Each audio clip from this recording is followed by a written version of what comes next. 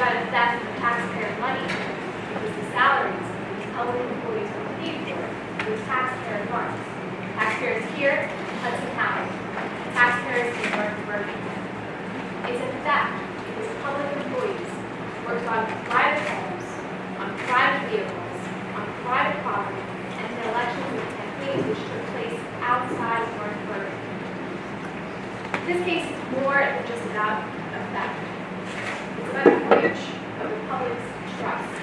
Over the course of this trial, you will see evidence of defendants, Bunero and Longo, who at one time were the only two supervisors at the North Bergen Department of Public Works, had other public employees work on private homes, private vehicles, private property, and in elections and campaigns which took place outside of North Bergen, and again left the taxpayers with the bill. DPW employee Nick Ludo will testify about his bathroom that was completely gutted and renovated at his private home. DPW employee Cuba Ramirez will testify about wall painting that was done at his private home.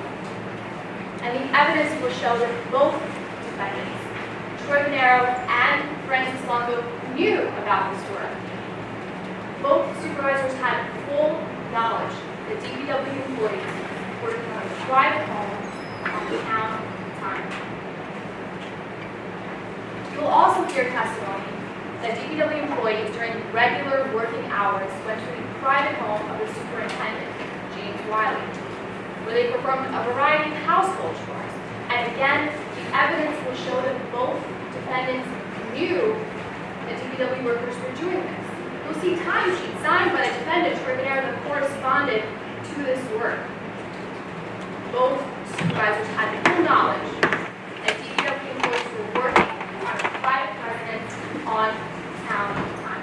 By the way, the prosecutor makes it the supervisor. It's basically the laborer who works with the others. He rides the sewer cleaning, he rides the garbage trucks, he rides the sweep. Troy Bunero is here as a defendant, not because of the crime that he's committed, but because of where he lives. He lives in the township of North Bergen. And finally, Troy Bunero is here as a defendant and charged with crimes because of a central figure in this case, a central figure who will manipulate, who will try not only to get himself out of trouble, to try to get other people in trouble, despite the fact that he was the tyrant of the DPW, a bully to the guys who worked for him, and a man so aptly named Wiley. Because it will be with Wiley that the state now attempts to construct a new case. A new case with big players. Remember, it's not just that he worked there, it's the town he worked in, headed by the mayor of the state, and a Democratic senator from that particular area. We will now hear that the Attorney General will now turn Wiley, the tyrant bully, into their prized investigator, into their prized individual. Oh yes, they would cut a deal, as they would say, with Wiley. Yes. This is the hierarchy of power in North Bergen. It starts with Mayor Nicholas Sacco. Not only the mayor of North Bergen, but a state senator. Underneath him is a commissioner, Frank Drulon, which we'll get to him in a moment too in another area, that you didn't hear his name mentioned by the Attorney General in her opening statement. But keep that name in mind, Frank Drulon. Underneath him is Director Timothy Grassi. You're going to hear a lot about him. Underneath Timothy Grassi is Superintendent Jim Wiley. And underneath Superintendent Jim Wiley is Supervisor Troy Bunero and Supervisor Frank Longo.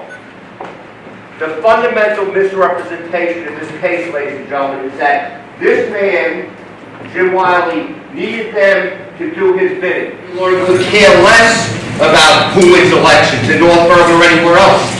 He could care less. He doesn't even know who's running. He's an apolitical guy.